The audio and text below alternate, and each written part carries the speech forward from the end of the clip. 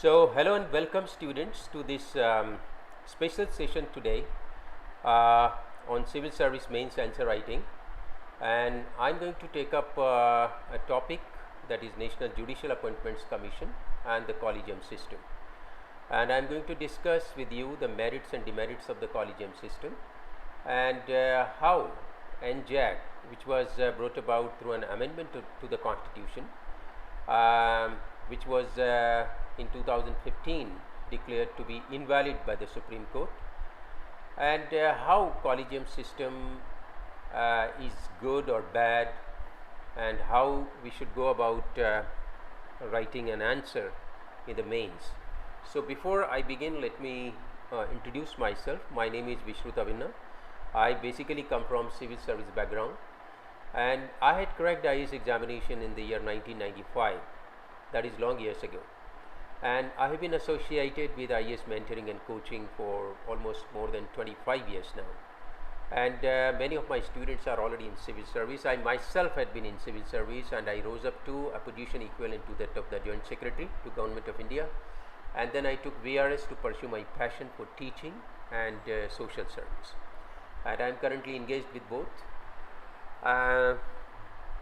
I am as of now a working professor and faculty with Unacademy, and today the topic which I am going to discuss with you, how to write model answer for the mains. Right, it's an interesting topic, and here this first session, means first part of this series of sessions, we are going to have 4 sessions in a row, and the topic which I have selected today is that of NJAC and Collegium System. So before we begin, let me introduce you to a model answer writing kind of format, right? So how should we actually write the answers? What is the format in which we should develop our answers for the mains examination? So you see, there are some easy steps which you should understand, and without following these steps you will probably not be able to write a holistic and a complete answer.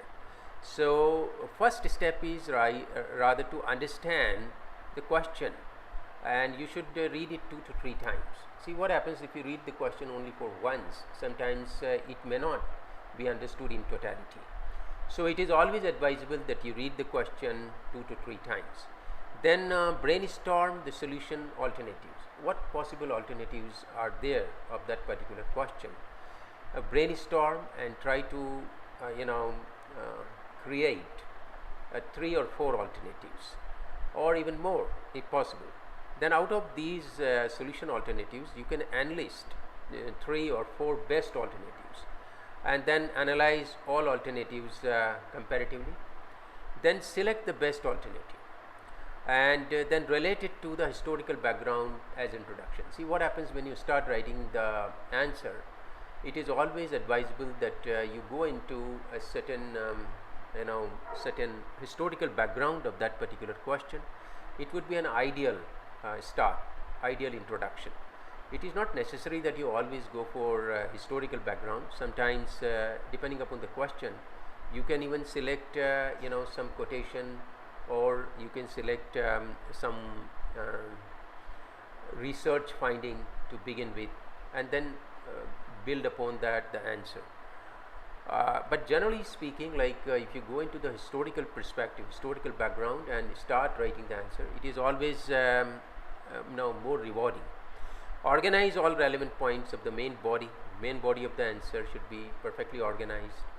All the points which come to your mind, you just organize the points in a proper way, and then finally conclude your answer optimistically. And with it, that is not enough. You have to just scan through it for once, recapitulate the entire thing, see if there are any possible mistakes or errors or corrections are required, then do them. So what I am saying, there may be various ways to write introduction. As I already suggested, that you could relate the answer to a recent happening or event or significance, or write a precise sentence of what would follow in detail in the answer, or defining the most important concept in the question asked. I mean, these could be some of the ways in which you could introduce, and I have already suggested that one of the most rewarding ways would be to use historical background of the question. Then main body, how to develop the main body. Very briefly I will discuss, then we will go into the NJAC because we are short of time. And it is the actual content of the answer, the body, and it should contain all the dimensions and perspectives related to that particular question which is asked. And the more the dimensions one includes in the answer, better the chances of getting more marks. So as many dimensions of that particular subject as possible you try to bring out and rationalize and organize them perfectly, and develop the main body of the answer which is complete on the one hand, and at the same time very well organized. It should really impress the examiner, and it should contain all relevant concepts and facts and figures to the extent possible. And one should try to address the positive as well as negative aspects. Generally what would happen, merits and demerits, or positive and the negative aspects, generally what would happen that we would emphasize on one and totally ignore the other. It should not be like that. You should rather try to develop a very balanced answer to the extent possible, and once the content of the answer should be according to the demand of the question, right? Means if the question is demanding you to discuss, then you have to take into account all the different opinions, and then analyze all the different opinions, positive as well as negative, and then come to a certain conclusion. And if it is asking you to elucidate, then naturally you have to amplify on what is given, and then bring out what the pluses and minuses of that particular thing or particular question or particular topic are. So depending upon what is being asked, you have to develop the answer accordingly, and which is explicitly conveyed by the use of directive words in the question, such as discuss, analyze, or comment, or explain. So depending upon what is being asked, you have to explain means you have to just so to say enlarge on what is given. You have to explain thoroughly. You have to, so to say, break it down into smaller concepts, and each concept must be clearly and concisely elucidated. And if you are asked to comment, then you have to you can take an opinion. In that case you can comment, take an opinion. Analyze means you have to break it down into smaller components and then rationally analyze each part, and at the end you can conclude that which one of the components is rather more acceptable compared to others. And you have to discuss means you have to discuss all possible alternatives. Then when you have to conclude, it is again an important component of the answer, and it leaves final impression in the mind of the examiner. So one should be optimistic about what you are saying, and one should be forward looking, progressive, and the conclusion must be not unrealistic. The conclusion must be realistic. That's something which is possible. I mean, don't talk about something completely out of the blue. It has to be something which is acceptable, realistic, rational, and to a larger degree justifiable. Then conclusion, as I said, that taking a balanced view, weighing the pros and cons of the steps and initiatives, provide suggestions, solutions to improve upon the situation or problem, or relate the main content of the answer to the present situation, or summarize in a few words what you have already stated. These could be some of the possible ways in which you could conclude the answer. Now this is about the theoretical aspect I just discussed with you. In order to develop a model answer, these things invariably, like in the examination, there is a lot of pressure in the examination, and that time we tend to forget one thing or another.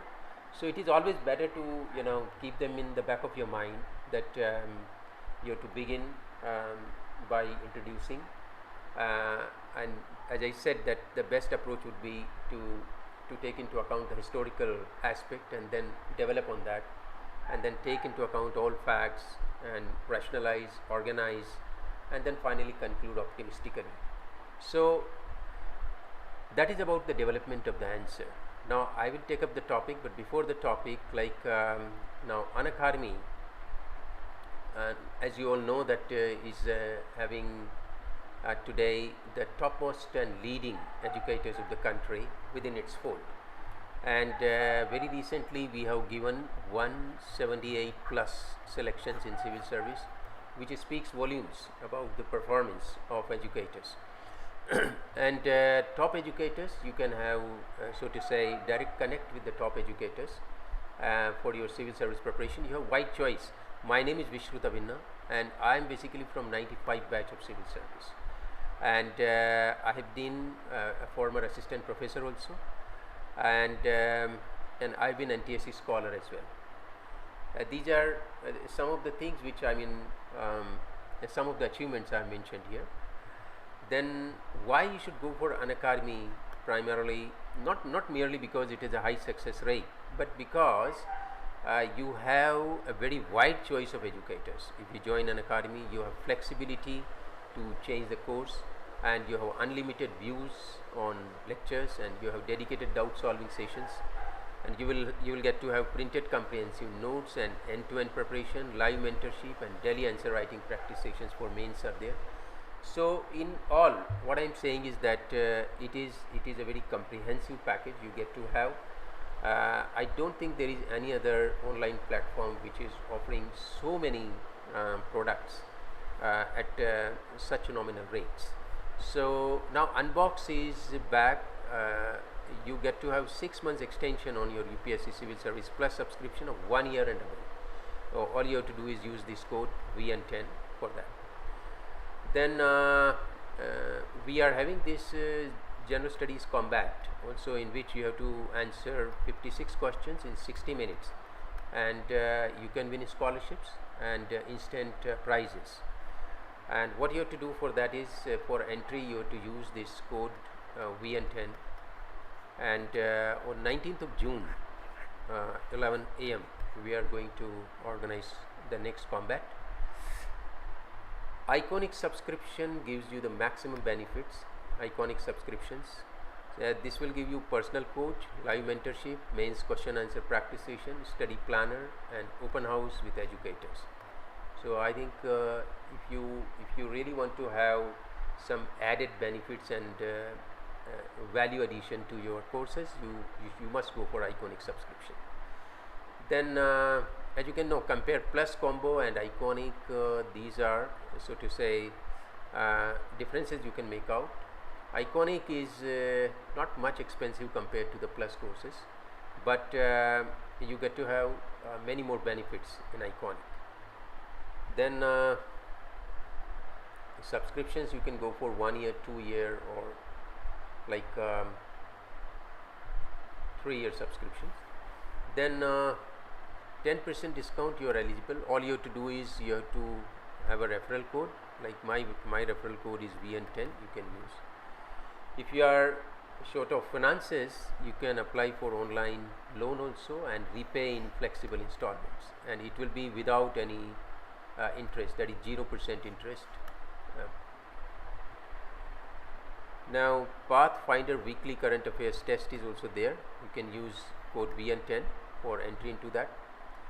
Also you can watch my free special classes on polity and economy. You can use this code VN10 for that, and also these plus courses on Indian polity and economy.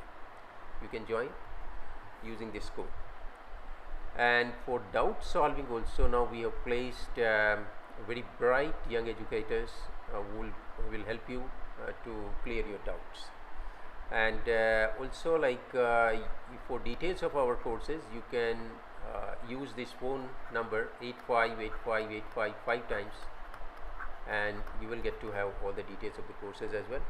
Plus now we are starting all the batches, new batches. We are starting 15th of June 2022, and optional carnival, where we cover whole lot of optionals from geography, history, sociology, anthropology, PSIR, public administration, mathematics, agriculture, and others.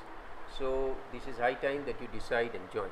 So NJAC and the Collegium System, this is what I am going to talk about briefly today. So you see, the origin of the Collegium System which we look at, Collegium System started from second judge's case of 1993. These are two famous Supreme Court judgments. called second judge's case of 1993 and third judge's case of 1998.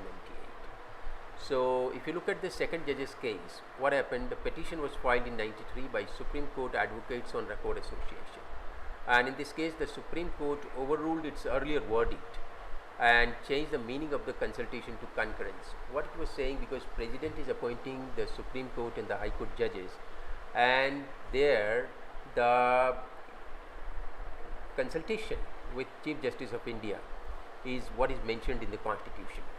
But this consultation means concurrence or not.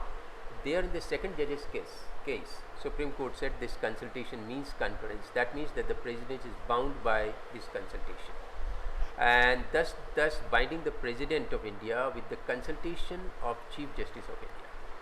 And this actually resulted in the birth of the Collegium system. Subsequently, in the third judge's case, Supreme Court said that in the year 1998, that the presidential reference to the Supreme Court was issued, questioning the meaning of the word consultation in Articles 124, concerned with the Supreme Court judges, appointment and removal, etc. 217, High Court judges, removal of High Court judges. 222, that is, it is also concerned with the High Court of the Constitution, transfer of judges of the High Court, and the Chief Justice won't be the only one as part of the consultation process, but the consultation would include a collegium of 4 senior most judges. So then they clarified that consultation means concurrence firstly, and that consultation too will not only be with the CJI, but it will also include 4 senior most judges of the Supreme Court. And even if 2 of these judges are against the opinion, then CJI will not recommend those names to the government for appointment or transfers, as the case may be. So basically, you know, that what Supreme Court said, that for the appointment of the Supreme Court, I am talking of the Collegium system, the origin of the Collegium system, just we are trying to briefly understand, and then we will develop the model answer. 4 senior most judges of the Supreme Court required for appointment of the Supreme Court judges, appointment of the High Court judges, 2 senior most judges of the Supreme Court in addition to the CJI, and transfer of the High Court judges, 4 senior most judges of the Supreme Court, along with the judges of 2 High Courts concerned High Courts. So for transfer means the Chief Justice of the High Court, where from he is likely to be transferred, and the other High Court where he is likely to be transferred.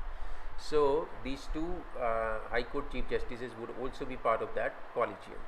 So in the verdict, Supreme Court laid down strict guidelines for the appointment of judges of the Supreme Court and the High Courts, which is currently known as the Collegium system. So briefly, what we have understood, that the Collegium system has got its origin in these 2 judges cases of 1993 and 1998, and there Supreme Court made it clear in these verdicts that this consultation, which is mentioned in the Constitution, is basically meaning concurrence, means the President is bound by the advice of the CJI, and the consultation with CJI, that is Chief Justice of India, is not just with CJI alone, but it is consultation through a process in which there is a collegium involved, and for postings and transfers of judges, there must be different numbers of judges in the collegium, depending upon whether it's a Supreme Court judges appointment or transfer of the High Court judges.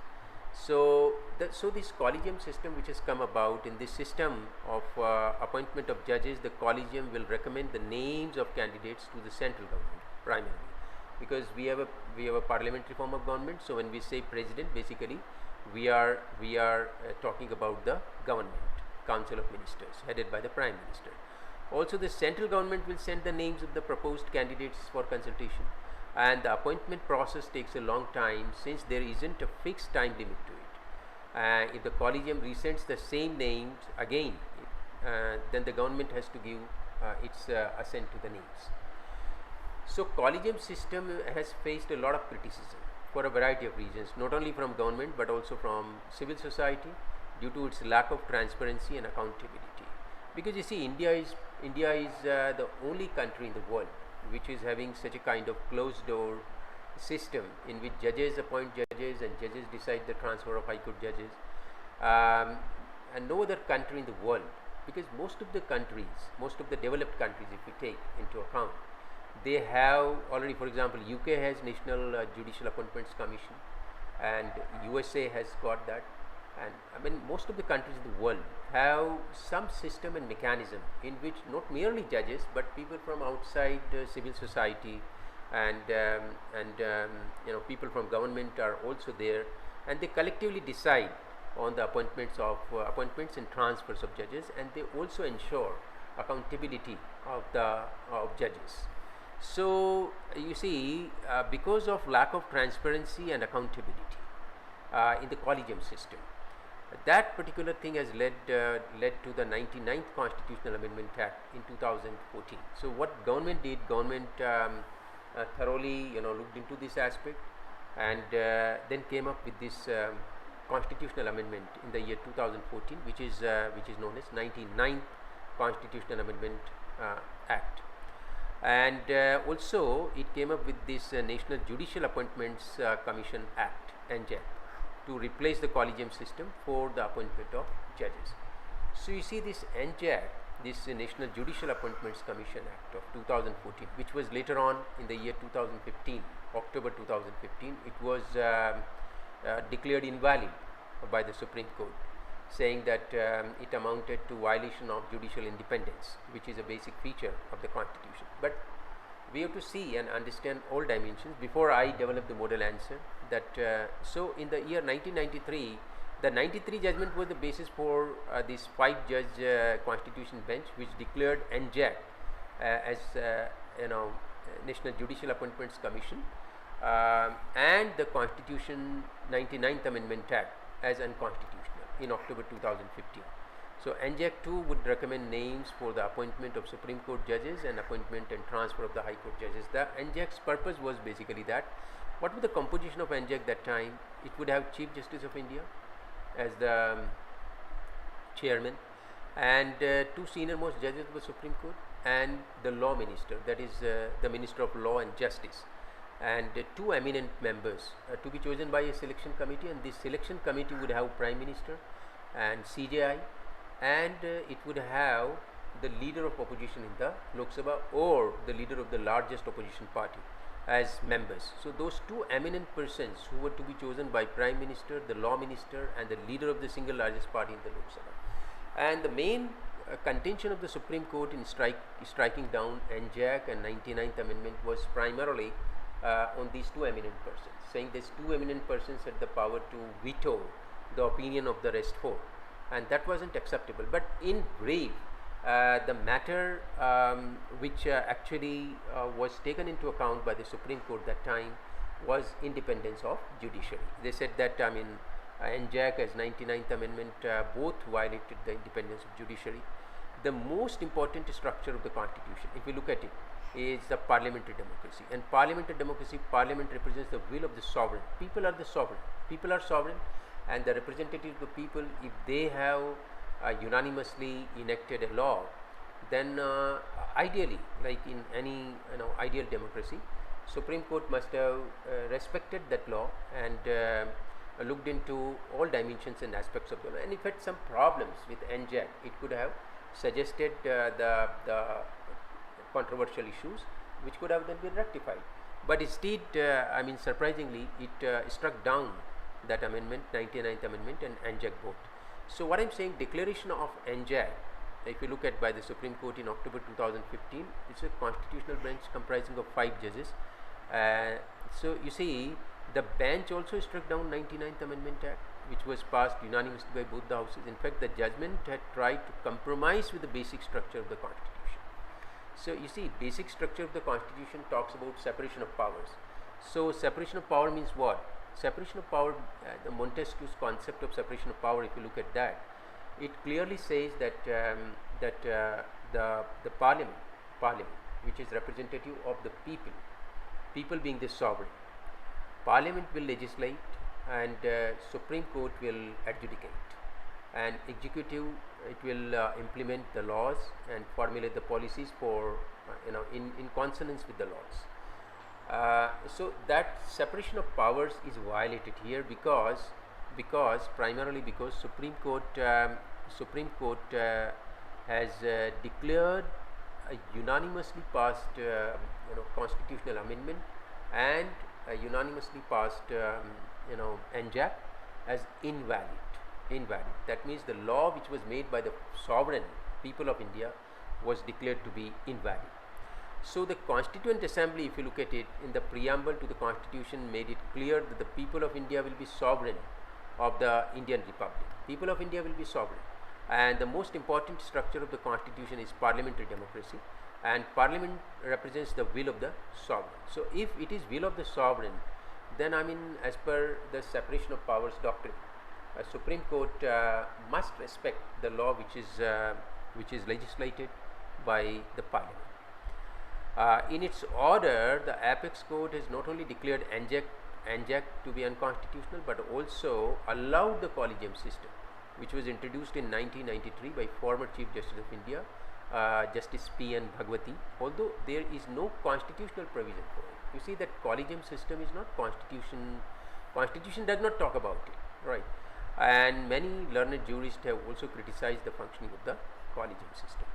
Setting up of a judicial commission was not only to be responsible for appointment and transfer of judges, but also for seeing to it that the judges perform their duties without any favor.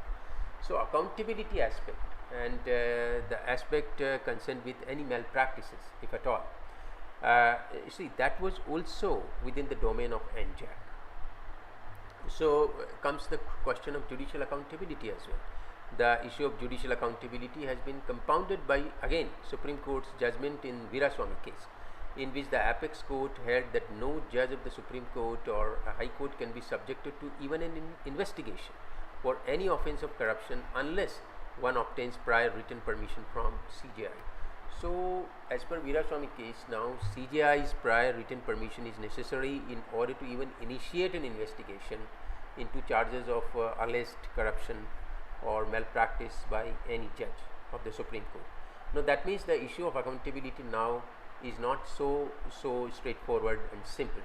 In other words, what I am saying is that these are all the issues you have to keep in mind while developing your answer. And then the current system of appointment I already told you. So let us right away move to the question that suppose in the light of the Supreme Court verdict striking down NJAC Act as unconstitutional, critically analyze the merits and demerits of Collegium System. Now I am just typically taking one simple question which because you see it's not whether the question is simple or complex. It is how you develop the answer which is going to decide that how many marks you get. So eventually your development of the answer matters. So let's see, I have attempted some points which I am including here, and to show you that how a model answer should be developed briefly, right?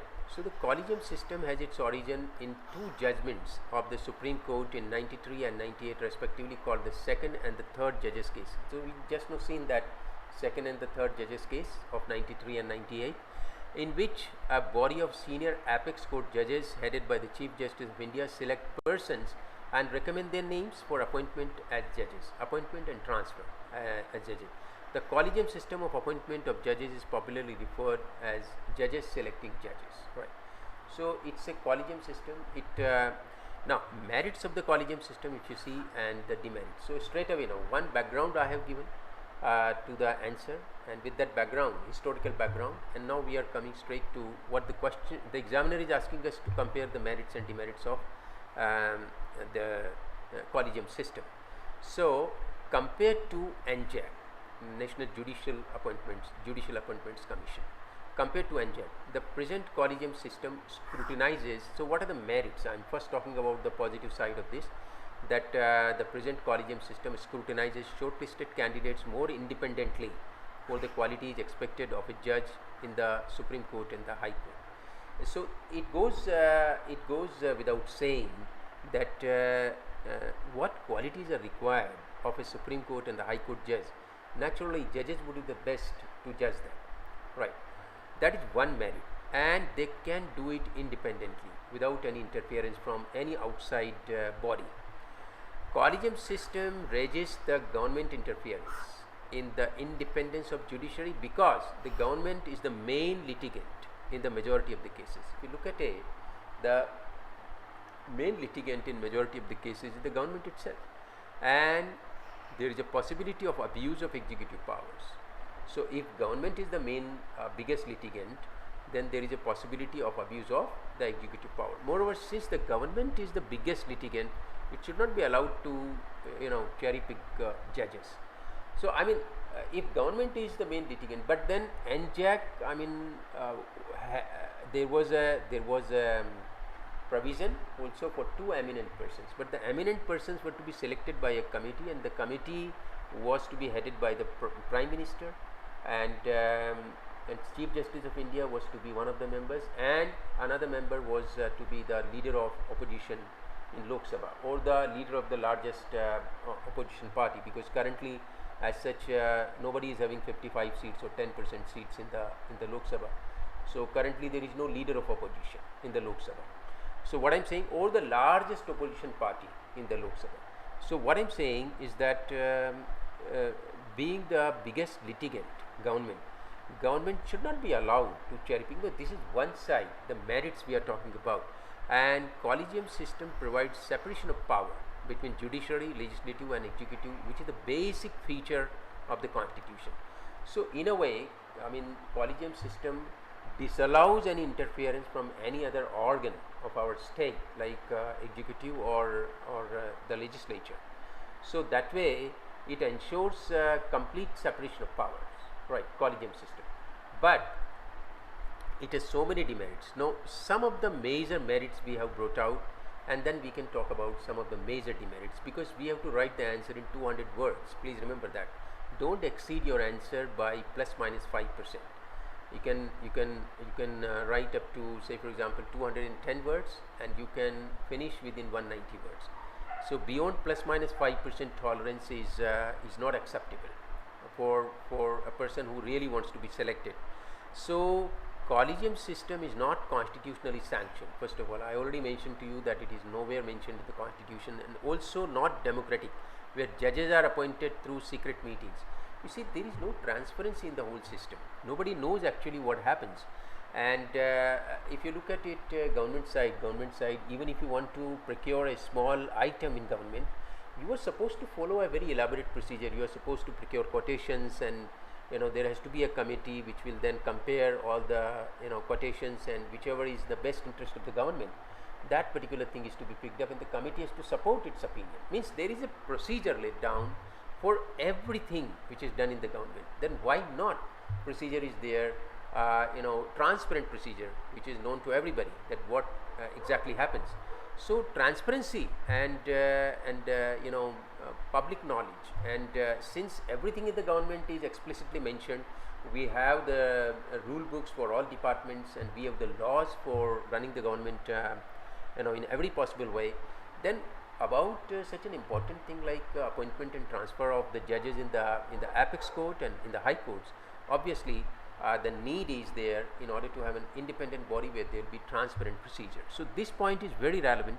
Collegium system is not constitutionally sanctioned and also not democratic, but where the judges are appointed through secret meetings. And the old collegium system is less responsive to the expectations of civil society. If you look at it, it resulted in delay in the judgment delivery, lack of clarity and clear reasoning in judgments, lack of knowledge of even basic principles of law, and lack of ability and willingness to learn. You see, at times you see that